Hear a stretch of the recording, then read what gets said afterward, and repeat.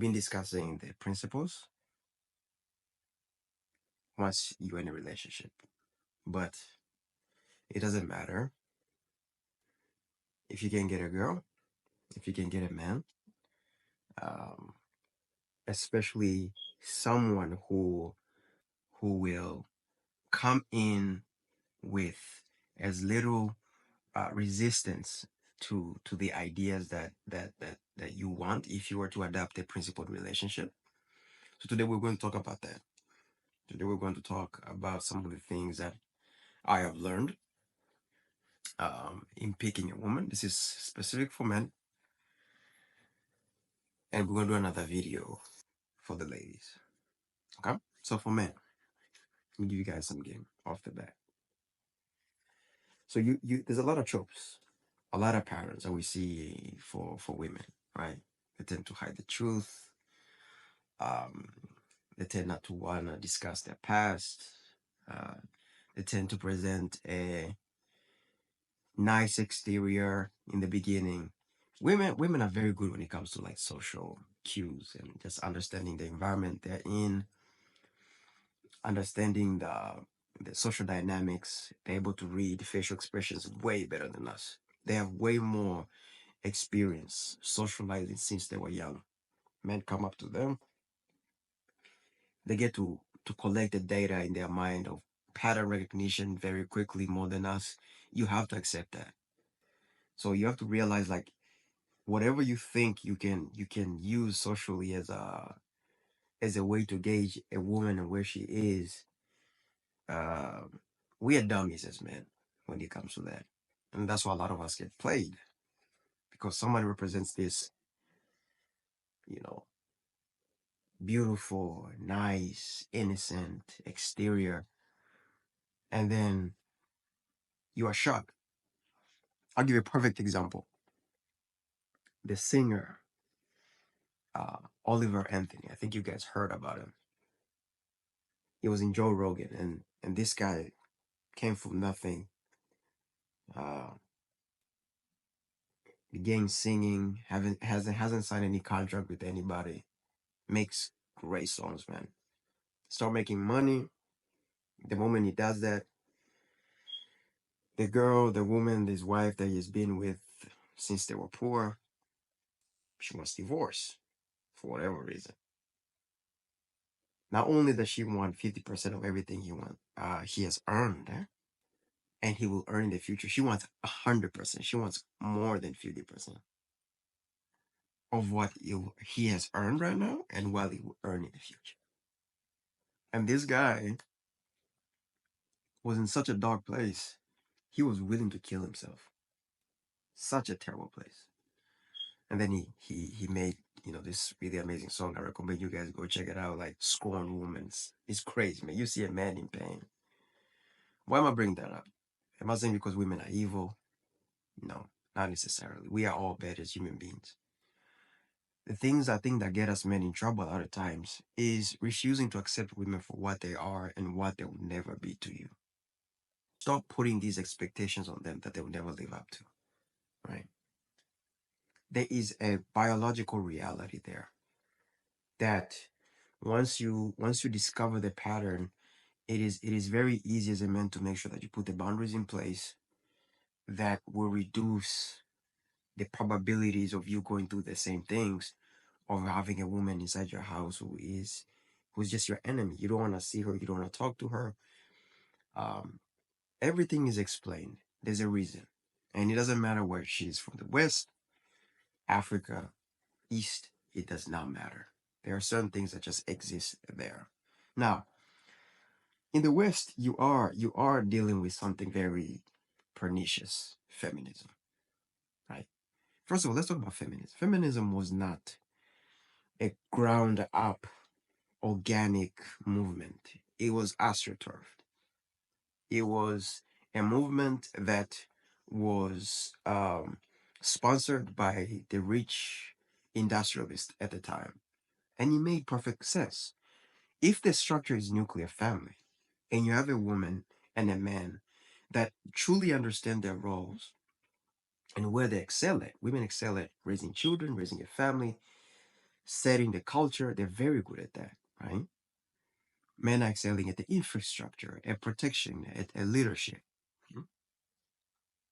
You have two people who have accepted their strength and are very excellent at that, and then they come together. You create this unit, this very strong unit that it's very hard for the external forces to kind of come in and propagandize that family, right? Give you ideas, sort of like sell you things that uh rationally when you think about it, like that's not true. And but most important, it's just money, man. Feminism is about money. That's all it is. It wasn't pushed by women like it was few rich women that kind of were bored with their lives. But like even if you look at a lot of the papers, and I recommend you read this, a book by Rachel Wilson, Occult Feminism. Man, you are going to see things you've never like even you've never been taught or even knew existed. One of those is the fact that majority of women actually didn't want the right to vote because they understood the right to vote uh, came with responsibilities. And they didn't want to also be in the dirty business of politics, to be used as a pawn for politicians. They saw themselves as having a moral high ground by just not being involved in politics. And by the way, they were able to pass mandates. They were able to pass a lot of laws just by a group of women coming together and saying, look, the mothers in this town, the mothers in this state, we want this and this and this to be done, and there would be very little resistances. They had a lot of power. So when you know the world is improving and technology is starting to really ramp up, you need more workers. And you're in a nuclear family. Who is working in a nuclear family? The father is, right? Which means you have less people to work. Which means if you have less, if you talk about just supply and demand, those people have more power in determining how much they get paid. You have to pay them more because you can't just fire somebody and say, we'll get another person here, right? But what happens if you double the workforce? You get exactly the outcome that you have today, where people are saying, what? You can't have a family in a one income, which is not even true, right? You might have to sort of like uh, adjust your standard of living, but it's much harder today for sure. So feminism was about bringing women to the workplace. And how do you do that when women were already pretty happy in the place they were in? Because first of all, the jobs that were available back in the day, man, it's not this. It's not air conditioned jobs. A lot of the professions that you don't even think require manual labor, like doctors and so on, it did, and it was dangerous jobs. Science had not improved as much. People were dying in a lot of these occupations. Men were dying left, right, in the middle. It was grueling, and you're dealing with a lot of dangers out there, right? Women were like, no, thank you. The same thing, by the way, they are doing today. Even if you look at statistically, the jobs in which women excel in, even with all the freedom that they have, are the same jobs they were doing like in 1800s. Something to do with people, most likely kids, right? A little bit of nursing here and there, secretaries, something to do with cooking, right? They're not in these jobs that you would think women will jump into the moment they get the opportunity to, right? We're talking about construction, we're talking about engineering, we're talking about like STEM jobs. They're still not in there and they're still not interested in 2025 with all the privileges and all the rights. Even if you look at the most egalitarian countries, women are still doing jobs that they're just interested in, more to do with people, and men are doing jobs that they're more interested in, right? Things. It's almost like this is a biological reality and it's not so much a social thing, right? So feminism becomes a true problem because how do you get a woman then to want to get out of that situation? Something that is natural, nuclear family, building, having a family, something that is fulfilling. You have to make that structure the enemy. Patriarchy. That means the man is a leader. You have to make that the enemy. You have to sell the idea that a man is they're wife beaters, that men are violent in relationships. When you look at the stats, you actually find out something very interesting. Number one, whenever there is some sort of dispute, a lot of the times, uh, um, within a relationship, both of them are beating each other up. That's the majority of the percentages. When you look at like in a relationship where one person is beating up the other person, usually it's women, right? And then when you remove men completely from that equation and you see a lesbian relationships, they have the highest levels of domestic violence, and gay men have the lowest levels, right? So it's all built on lies, but lies that work is propaganda. So you remove the man, you remove the idea of having children as a beautiful thing, something that only women can literally do. We cannot do that. That is literally their superpower. They're born with breasts. They can produce food. We can't even do that. They are made for that. So you attack that. You tell them, hey, you don't want to be a baby maker. You are more than that, right? Like working at a cubicle is more important than the ability to literally create a human being, raise it up in your own image, give it, like uh, principles and I mean that makes no sense even if you look at it.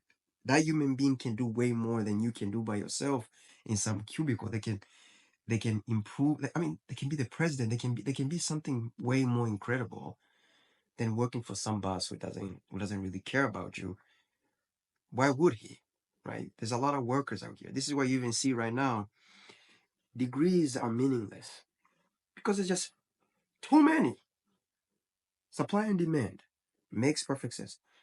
So the reason why, as a man, like choosing a woman who's a feminist is such a terrible thing to do is because you're already like behind from the get go. You're already entering the relationship with someone who sees you as the enemy, who is doubting you, who is doubting the structures of a principal relationship from the get go. When you go to countries, for example, that are less inundated with feminism, you find it much easier to create this very beautiful interdependent relationship full of love and cooperation between you two, where everyone understand their roles and they're completely okay with that. And like, let me tell you something. Like, for example, Tanzania, you meet girls who are literally trained to be wives. Yes. Yes.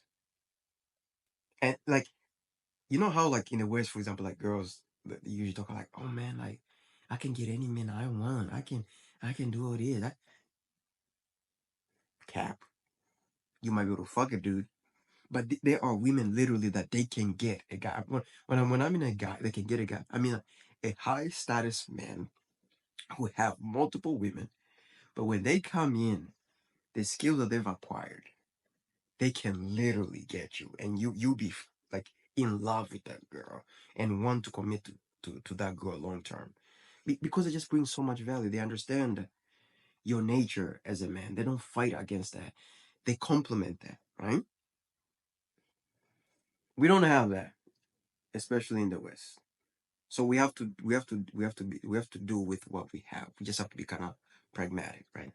There's no religion. Those the social shames that used to be in place to sort of keep women's behaviors in check, behaviors that are counter to family, counter to long-term relationships. You look at the data, like it shows that women who've slept with more than five guys, the probability of them staying happy in a long-term relationship like drops like a rock off a cliff. And it makes sense biologically, scientifically, it makes sense. The chemicals that um uh, are dropped whenever you're having sex. That bonding chemical, by the way, it's the same thing for women whenever they are breastfeeding their children. I think it's even the same thing when they're giving birth. To be able to actually be attached to someone. Look, just like any drug, the more you take it in higher doses, the more you feel it. Right? The first time you smoke something, weed or whatever, like you are gone, man. You see Jesus. But the 6 month, you're just like, bro, I don't feel anything, right? So it does make sense that the more promiscuous a woman is, the less likely she is to be attached to you. And that is important to women because they are creatures who are ruled by emotions, right? How they feel about you determines a lot about how they actually act and the way they do. Again, scientifically makes sense because they literally have a hormone in their body that makes it much harder for them to regulate their emotions. Like this idea of like crying, and that's a funny thing too, especially in the West, is like bigging up the female qualities as some sort of a virtue. Bro, the ability for women to cry, it's not a decision that she makes in her head. And she's like, I'm gonna cry to release this emotion in some sort of a philosophical thing she's doing. No, they have no choice. You have a hormone in your body that makes it much harder for you to regulate your emotions. So crying is just a way to sort of release that. As men, we don't do that. Crying for us, like when you see a man crying, like he's not releasing anything. He's not gonna feel better after crying. For us to express those things a little bit differently because we have different chemicals in our body, especially something like testosterone. For us, is like we get angry. This was sometimes like men, we just hit each other, and we can even be friends. In fact, like many times, the guy that you punch or you're in a fight with, you end up becoming really good friends. We just express frustration differently than women do. And the ability, by the way, for you as a man to be stoic is actually their virtue. To control your emotions, take what you feel, put it in your brain, break it down logically, come to a conclusion. That is better than just being the moment you feel something, you just take it out. Right? That's what kids do, by the way. If you notice, like kids and women sort of have like the same things in common. Like when a child is angry, the first thing they do is just emote that emotion, right? By crying, by doing that. That is not a virtue. So as a man, do not fall into that idea of like, oh man, you need to be more. They use these terms like emotional intelligence, which is completely pseudoscience. It's not even backed up by psychology, which by itself, psychology, sociology, they are all pseudosciences. There's a big replication crisis going on, which means they cannot replicate the same studies more than once, which is really bad. Anybody, like for example, like if you did anything like in high school, college, in science, chemistry, like the scientific method, hypothesis, testing the theory, so far as a conclusion, and the idea of science, especially whenever you're writing in a scientific paper, you're not supposed to write it conclusively, like this is what it is. You're saying this is what it is until proven otherwise. Psychology and like the sociology, they cannot even do that. They cannot replicate the same experiment. That becomes a problem because you see a lot of uh, the talks, especially like narcissist, all these like terms women like to throw out. Women love, by the way, psychology and sociology. Again, because it fits what they're actually kind of good at, which is social interactions, reading cues. So this science, it kind of like, you know, they see it as tools. I've come to realize it. They take these classes to find ways to be able to manipulate better and to read people better and to think that they really understand who you are based on whatever little sociology or psychological training they've got. But anyway, so in the West, it is harder for you as a guy, but there are tricks that you can employ. For example, um, female behavior. If you really want to know a woman what she really thinks, don't ask her because they're just not gonna tell you the truth. They're just not, for many many reasons that we just talked about. What I've come to realize, like, if you really want to date normally in the beginning. Know that if you're thinking about being with a girl long term, you have that 6 months area of just um vetting her, looking at her past, going through the social media, look at her patterns. Any woman that is extremely high in seeking out male attention, that is terrible long term because Again, principled relationships are about stability. A woman that is looking for excitement all the time is going to be bored very quickly in those types of relationship, in principled relationship. Um, but when you're communicating with her and you want to know exactly what her mindset is like, have conversations about just certain things. Not and don't do it in way like um you're interrogating her. Just talk as if just normal talks. Sometimes you have a conversation with your girl and she disagrees with something. You just have this conversation back and forth. Whatever conversation you have with her and she disagrees, know one thing. There's a 95% likelihood that she either one does that thing, or two, she thinks it's okay to do that thing. Why? Because women, and this is so crazy. It doesn't matter their age, it doesn't matter where they're from. They do not have the ability to take in information. They do not have this ability to take in information and not immediately personalize it like and take it to heart. They do not have that ability. Us men, you can hear something, you can be like, it has nothing to do with me. Or you can even be something that has something to do with you, but you look at the information itself logically and say, okay, for example, smoking is bad. You can look at me like, I mean, yeah, I mean, logically, yes, even though you smoke. But for women, they cannot do that. If they smoke and you say smoking is bad, they are going to have an emotional reaction to that because they're going to feel they are personally attacked. You see that? So that's the trick. So bring up a subject, for example, promiscuity, just sort of like in a nice, relaxed. By the way, the best way to get the truth from women, it has to be a very nice, relaxed place. It can be like when you're just cuddling and just sitting there and just she's used to you and you just bring up promiscuity. Something like, you talk about Bonnie Blue or something, or you talk about a girl posting thirst traps and you just say something simple. Nothing direct. You don't really ask a question. You just kind of want to engage in conversation with her. Whatever opinion she's gonna give you about that situation, that is her behavior. So if she hates the idea of submissiveness, or she say, "Oh man, girls who are submissive are just this." And here's a funny thing too, to just know this is the truth. So women who are not promiscuous, who are not hoes, they hate hoes. Like a woman who like a woman who's actually like a virgin. If you tell her like if you speak about promiscuous women, she will go in on promiscuity. She would tell you how much she hates it, how much girls are doing this and just disrespecting themselves because she's not doing that. She's not doing that. Now, if you talk shit about girls who are not promiscuous, then you're gonna see like she's gonna get emotional. She's gonna push back against that.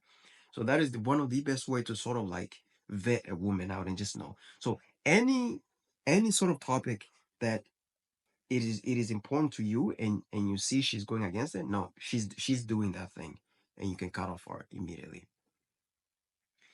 But other than that, feminism is probably one of the worst things when it comes to picking a woman in terms of principled relationships. um there are no such things as good women. They don't come prepackaged. um there's always going to be a need to put boundaries down and principles down. What you want is a woman that is not seeing you as the enemy and is willing to listen to you and the principles that you have, and she likes also the principles and the outcomes that are going to come from that principles. um the reason why virginity, by the way, is a virtue, this is something that I touched on a little bit in the past, is because first of all, like when you talk to a woman about virginity, there's a lot of big misconceptions, especially in the West with that, by the way. Women would immediately go to, oh my God, that is disgusting. You know why? Because what we already talked about. They personalize everything. So the first thing they do when they hear that information is they go when they were virgins. And because women in the West are promiscuous on average, they were probably virgins when they were 15, 13. So what do women say? Oh, you're a pedo. Oh, you're this. Oh, you like little girls. It's like, no. There's actually cultures in which women are virgins 18 and above.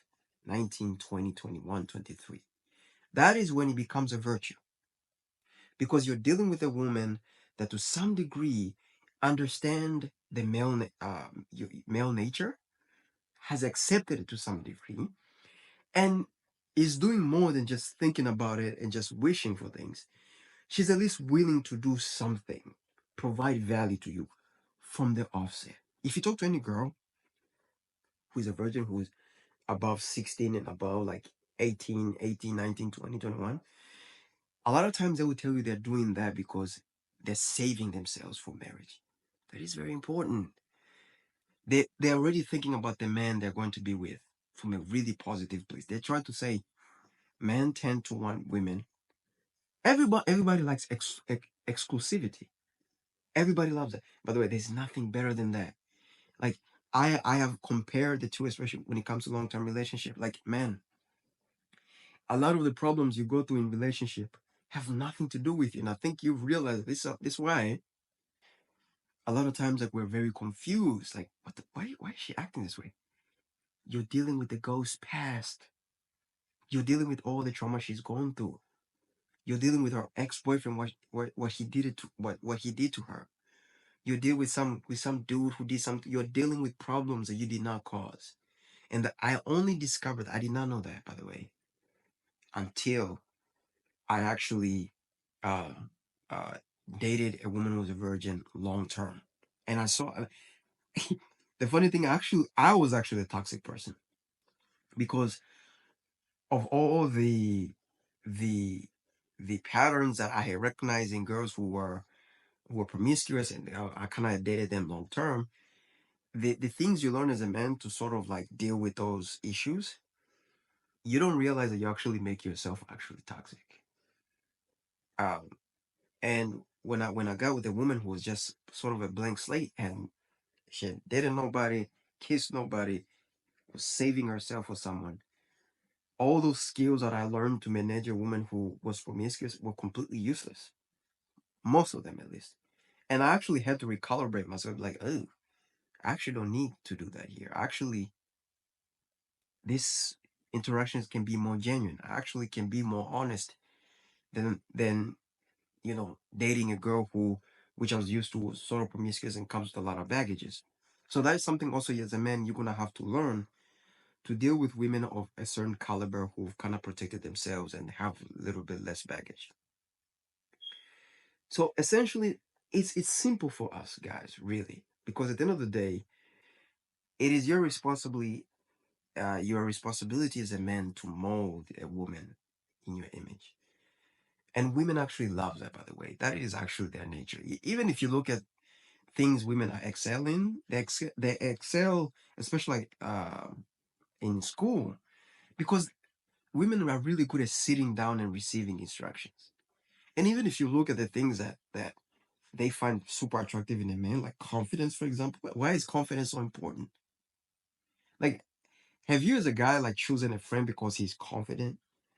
You're like, yeah, why is confidence is important because it signifies um not just achievements, but decisiveness, the ability for men for somebody to make decisions and to go through with it. And women are looking for leaders, right?